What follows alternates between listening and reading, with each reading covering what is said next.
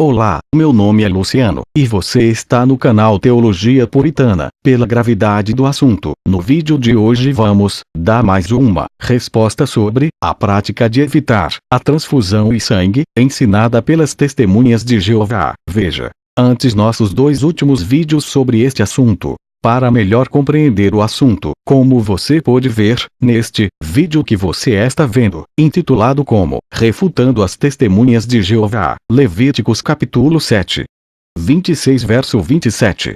Recebemos um comentário que dizia o seguinte: todo mundo sabe que essa informação do vídeo é falsa.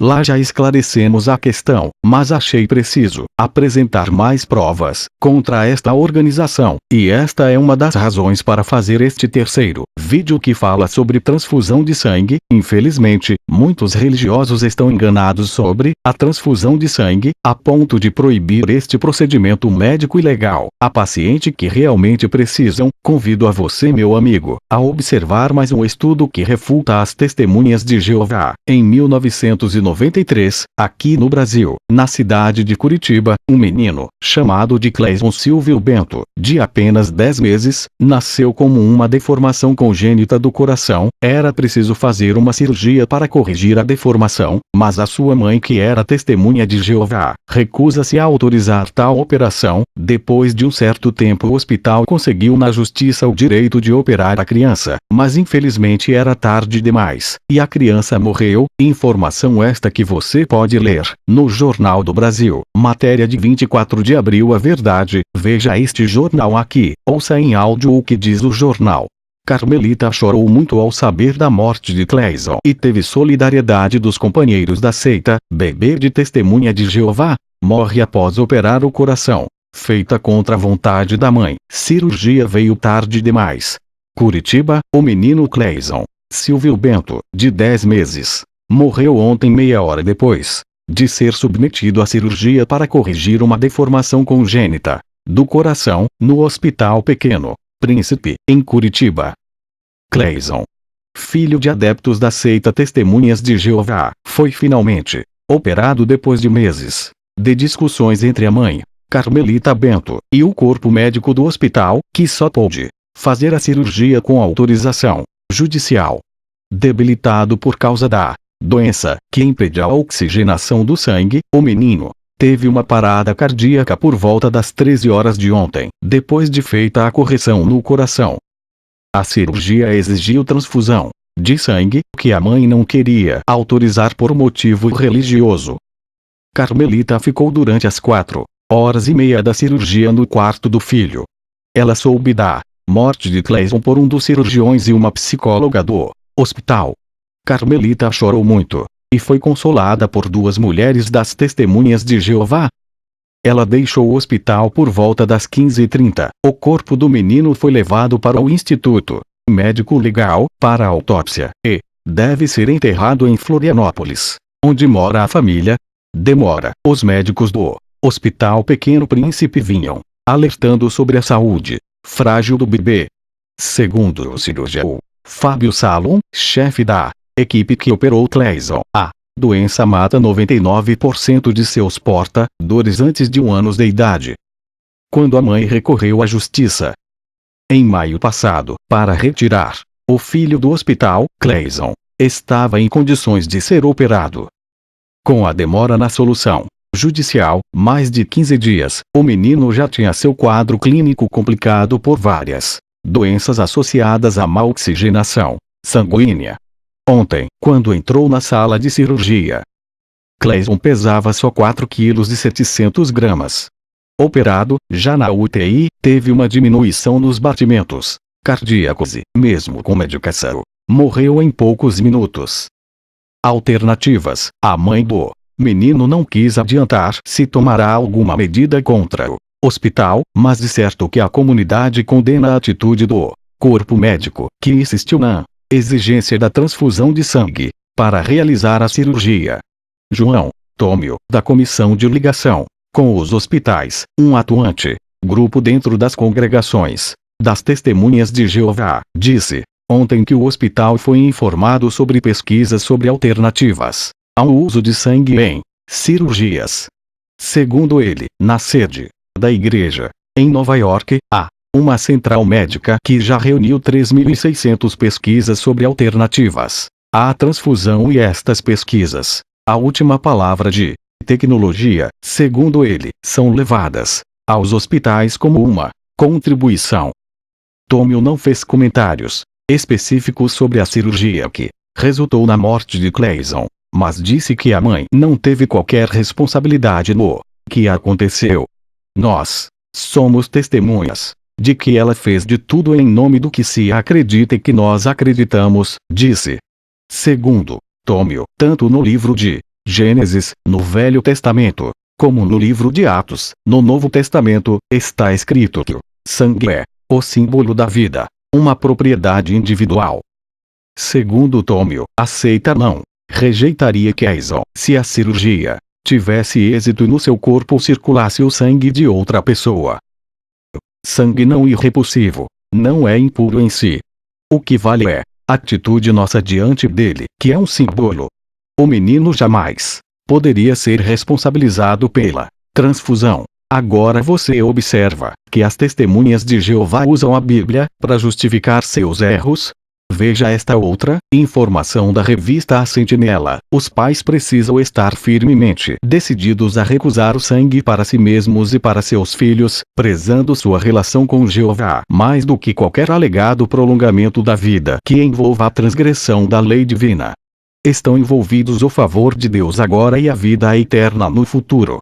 A Sentinela, 15 de agosto de 1993, página 29. Evitar a transfusão de sangue não é uma prática bíblica. Evitar transfusão de sangue é uma prática nazista. Baseado nestas informações, vamos refutá-los. As testemunhas de Jeová erram em ver o sangue como alimento, não como tratamento médico. A presente citação a seguir vem do livro de Aldo Menezes, página 339 e 340. No hospital, quando um paciente não consegue alimentar-se pela boca, ele é alimentado endovenosamente. Ora, será que alguém que jamais poria sangue em sua boca, mas que aceitasse sangue por meio de transfusão, estaria realmente obedecendo a ordem de persistir em abster-se de sangue? Atos capítulo 15 e o verso 29. A título de comparação, considere o caso de um homem a quem o médico dissesse que precisa abster-se de álcool. Estaria ele obedecendo a ordem, se deixasse de beber álcool, mas fizesse que este lhe fosse injetado diretamente nas veias? Raciocínios à base das Escrituras, 1989, página 345. O erro do argumento acima está em ver o sangue como alimento, não como tratamento médico. Desfazendo-se a má interpretação, anula-se o argumento. Ademais, a comparação proposta acima é totalmente descabida, pelas seguintes razões. Primeiro, o paciente que injeta álcool pelas veias, quando proibido de fazê-lo oralmente, está desobedecendo a um preceito médico. Tal não é o caso das transfusões de sangue, que são, em certos casos, administradas e recomendadas por médicos. Segundo, o paciente da comparação proposta lembra um viciado em álcool, que faz de tudo para manter o vício, prejudicando sua saúde. Isso nada tem que ver com a hemoterapia, ou seja, com o tratamento à base de sangue, que visa ao restabelecimento da saúde do indivíduo. A fim de fazer que os textos bíblicos supracitados sejam aplicados às transfusões, é comum entre as testemunhas de Jeová a citação de Levítico capítulo 17 verso 10, em que se proíbe comer qualquer espécie de sangue. Tradução Novo Mundo, incluindo sangue humano. Trata-se de um argumento sem nexo, pois o contexto revela como a expressão qualquer espécie de sangue deve ser entendida. Nos versículos 13 e 14, tradução Novo Mundo, lemos o seguinte: quanto a qualquer homem dos filhos de Israel, ou algum residente forasteiro que reside no vosso meio, que caçando apanhe um animal selvático ou uma ave que se possa comer, neste caso tem de derramar seu sangue e cobri-lo com pó. Não deveis comer o sangue de qualquer tipo de carne, porque a alma de todo tipo de carne é seu sangue. Bem, temos aqui dois tipos de sangue. De um lado, o sangue de um animal selvático. De outro, o sangue de uma ave. Nem de um nem de outro se deveria comer o sangue. Assim, a expressão qualquer espécie de sangue deve ser, de acordo com o contexto, entendida como qualquer espécie de sangue animal, seja selvático, seja alado. Não pode estar em questão o sangue humano, pois não havia canibais entre os israelitas. Considerações finais. A próxima informação vem do Centro Apologético Cristão de Pesquisas, Sutilezas e Contradições da Sociedade Torre de Vigia. A Sociedade Torre de Vigia, de uma forma sutil, passou a permitir o uso de algumas substâncias contidas no sangue, classificando-as de maiores e menores. Despertai. 22 de outubro de 1990. Plasma. O plasma constitui 55% do sangue, evidentemente foi classificado nas substâncias maiores, proibidas pela Sociedade Torre de Vigia, mas do que é composto o plasma?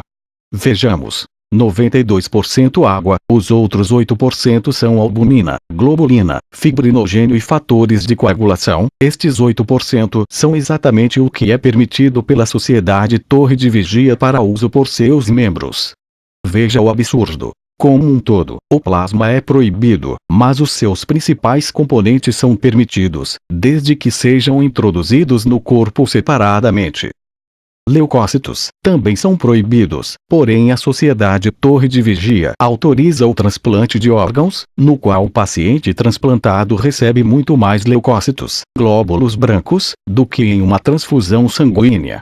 Também no leite materno os leucócitos estão presentes. Nos primeiros meses de amamentação, cada litro contém cerca de 50.000 leucócitos por mililitro cúbico. As mães testemunhas de Jeová, que amamentam, estão desobedecendo à Sociedade Torre de Vigia. Albumina, permitido pela Sociedade Torre de Vigia, esse componente sanguíneo é usado principalmente em casos de queimaduras e hemorragias.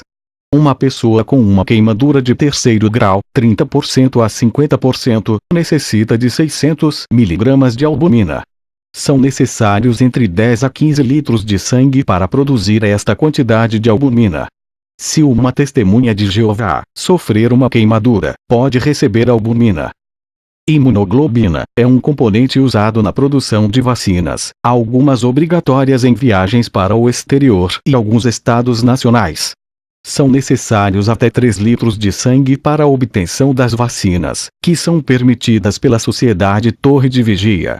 Outros componentes derivados de sangue, utilizados em hemofílicos, hemodiálise, também são permitidos às testemunhas de Jeová, pela Sociedade Torre de Vigia. Todos esses recursos são obtidos do sangue de doadores que mantêm os bancos de sangue. As testemunhas de Jeová não fazem doação de sangue, amparados pela Sociedade Torre de Vigia, mas usufruem do sangue armazenado doado por outros. Temos que a proibição da Sociedade Torre de Vigia é confusa, contraditória e egoísta. Com todas estas informações, esperamos ter esclarecido à luz da Bíblia e dos fatos, que as doutrinas das testemunhas de Jeová são equivocadas. Até o próximo vídeo.